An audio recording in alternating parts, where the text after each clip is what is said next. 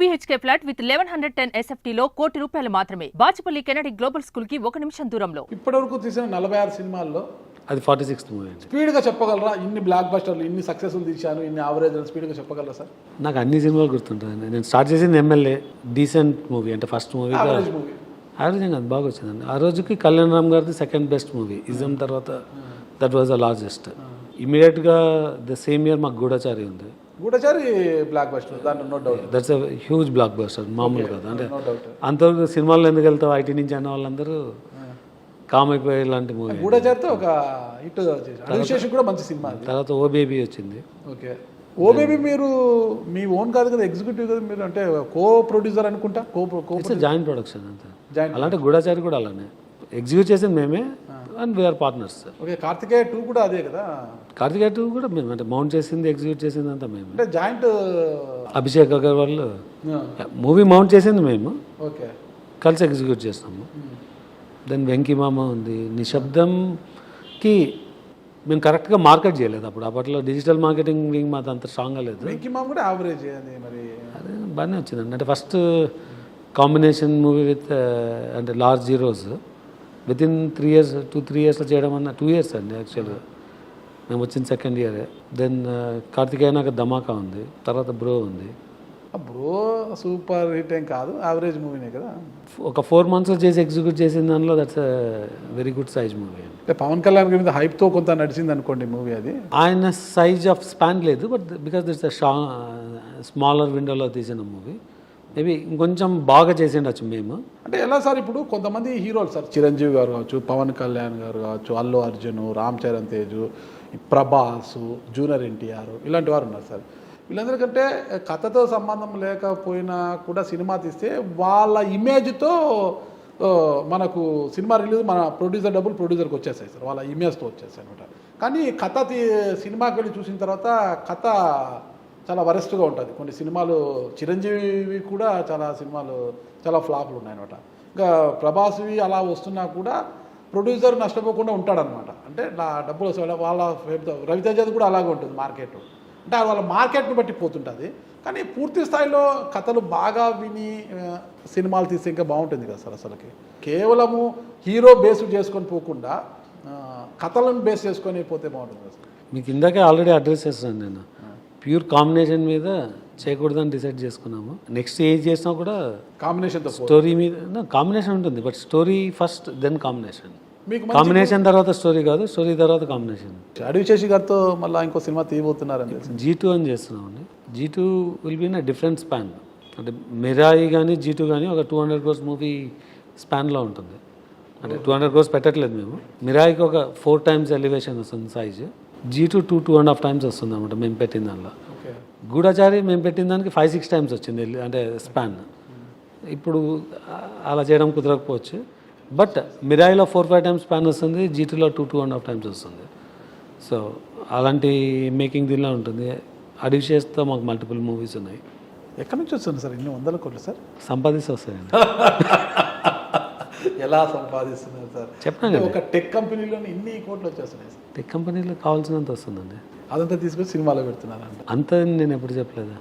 గూఢచారి 1కి 5 ఇంతలు వచ్చింది సార్. అంత స్థాయిలో నాకు టెక్ కంపెనీలో వచ్చిన కొంత డబ్బునే దీంట్లో పెడుతున్నాను. అంతకంత వచ్చిందా సార్ దీంట్లో లేదా? మీకు ఇందాక దాన్ని బిల్ చేస్తున్నాను నేను అని. ఇంకా బిల్ చేస్తున్నాను, రిటర్న్స్ ఏం రావట్లేదు. ఒక 2024లోనే నాకు డబ్బులు పోయినాయి. ఎంత పోయింటా సార్?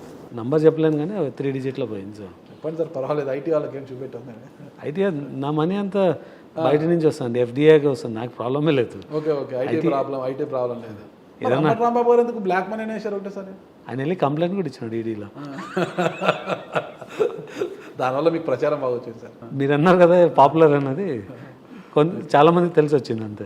రాజకీయాలకు దూరంగా ఉంటారు సార్. రాజకీయాలు అంటే పాలిటిక్స్లో రాకూడదని నేను సిటిజన్షిప్ తీసుకున్నాను. టీజీ భరత్ గారికి మీకు బాగానే ఉంటుందా రిలేషన్? ఆయన మంత్రిగా ప్రమాణ స్వీకారోత్సవం కూడా మీరు వెళ్ళినట్టున్నారు పర్సనల్గా. బాగా ర్యాప్ ఉంటుంది సార్.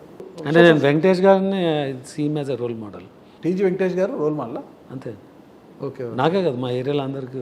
ఆయన పెద్ద మనిషిలేండి. టీజీ వెంకటేష్ గారు పెద్ద మనిషి. రాయలసీమలో ఆయన అంటే ఒక బ్రాండ్. అది టీజీ వెంకటేష్ గారు అంటేనే ఒక బ్రాండ్. అది మీరు చాలా ప్రయోగాలు చేస్తుంటారు అని విన్నాను సార్. కానీ అందులో భాగంగా ఇంకో ప్రయోగం కూడా చేస్తున్నారు. కోన రఘుపతి గారి కూతురు అనుకుంటా, కోన వెంకట గారి సోదరు అంటే కజిన్, వాళ్ళ బాబాయ్ కూతురు కోన నీరజ గారు. ఆమె కాస్ట్యూమ్ డిజైనర్. ఆమెకు డైరెక్షన్ విభాగంలో ఆమెకు అనుభవం కూడా లేదు. అయినా ఆమెను డైరెక్షన్ విభాగంలో తీసుకొచ్చి తెలుసు కదా అనే సినిమాని ఏదో మన జొన్నలగడ సిద్ధుని హీరోగా పెట్టి ఆమె డైరెక్షన్లో మూవీ తీయబోతున్నారు అంటున్నారు. ఏంటి అసలు ఆమెకు అనుభవం లేదు, ఏం లేదు, ఏ ధైర్యంతో సినిమా తీస్తున్నారు సార్ మీరు? అంటే నేను ఒక సాఫ్ట్వేర్ డెవలపర్గా స్టార్ట్ చేశాను కెరియర్. సార్ నేను ఇప్పుడు చేయగలిగినప్పుడు కాస్ట్యూమ్ డిజైనర్ అన్నది తక్కువ ఏం కాదు సార్. సో తనకున్నంత ఇండస్ట్రీ నాలెడ్జ్ అంటే చాలా తక్కువ మందికి ఉంటుంది. సార్ ఇండస్ట్రీ నాలెడ్జ్ ఉండడం వేరు సార్, కానీ డైరెక్షన్ విభాగంలో ఎక్కడ ఏ షాట్ ఎలా తీయాలి, హీరోని ఎలా నడిపించాలి అనేది చాలా కీలకంగా ఉంటుంది సార్. అదంతా కూడా ప్రతి స్టెప్. మరి డైరెక్టర్స్ ఎలా వస్తారండి అంటే దానికి ఏమన్నా special skill knowledge experience co director గానో ఇట్లా ఎక్స్పీరియన్స్ ఆ డైరెక్టర్ వింగ్లో కొన్ని పని చేస్తూ వస్తే బాగుంటుంది కదా సార్. డైరెక్ట్గా మీరు చాలా మంది డైరెక్టర్స్ పనిచేసింది కదండి. సో కాస్ట్యూమ్ డిజైనర్గా పనిచేసి ఉండవచ్చు. అంటే డైరెక్షన్ ఆమె అంటే నా పరిచయంలో ఇప్పుడు మాకు నిశ్శబ్దం సినిమా ఉంది, ఆమె ఎంటైర్ షెడ్యూల్లో ఉంది. లీడ్ యాక్టర్స్ తోటి she worked in every movie. 100% we are very confident అన్నప్పుడు వెళ్ళినాము. దట్ ఈజ్ అంటే చాలామందికి డీజేటీలు తర్వాత అంటే ఇండివిజువల్ ఇమేజా డీజేటీలునా అన్నది బ్రేక్ చేసేదానికి ఇది ఒక పెద్ద మూవీ అవుతుంది. ఎలా చెప్తున్నారు సార్? అంటే సిద్ధుని బట్టి జనాలు కూడా సిద్ధుని బట్టి చెప్తున్నారా, కథను బట్టి చెప్తున్నారా? అంటే స్టోరీ నీరజ గారి మీద ఉన్న స్టోరీ ఆ సినిమా తీసిన అంటే నీరజ గారి మీద కన్నా తెలుసు కదా అవుట్పుట్ని బట్టి చెప్తున్నాను. Okay okay. అంటే Neeraja has to prove through this movie. అంటే నీరజ మీద నమ్మకం చెప్పట్లేదు, ఈ మూవీ ద్వారా యూ కెన్ బిలీవ్ నీరజ. ఇన్ని సినిమాలలో మీరు కథ విన్నప్పుడు ఇది ఖచ్చితంగా సక్సెస్ అవుతుందా అని భావించి ఫ్లాప్ అయిన సినిమా ఏది ఉంది, ఇది యావరేజ్గా ఆడుతుందని అనుకున్నా కూడా సూపర్ హిట్ అయింటుంది సార్, అలాంటివి ఏమైనా ఉన్నాయా? మిస్టర్ బచ్చన్ వచ్చి సినిమా చూసి కాన్ఫిడెంట్గా చెప్పలేదు, హరీష్ మీద మేకింగ్ స్టైల్ మీద అది చాలా పెద్ద హిట్ అవుతుందని అనుకున్నాం. అదొకటి డెఫినెట్గా నన్ను డిసప్పాయింట్ చేయడం కన్నా హరీష్ హిమ్సెల్ఫ్ గాట్ డిసప్పాయింటెడ్. చాలాసార్లు మనం we get carried away. So carried away అయినప్పుడు ఏదైనా తప్పులు చేస్తుంటాము. అంటే మనం ఒక ఎక్స్పెక్టేషన్తో ఉండి డిసప్పాయింట్ అయిన సిచ్యువేషన్లో అదొకటి ఉండొచ్చు. మిగతాది నేను చాలా పెద్దగా ఏం ఎక్స్పెక్టేషన్ బిల్డ్ చేయను. అంటే do your work, results will come its way అన్న ఆ ఫిలాసఫీ మీద వెళ్తుంటాను.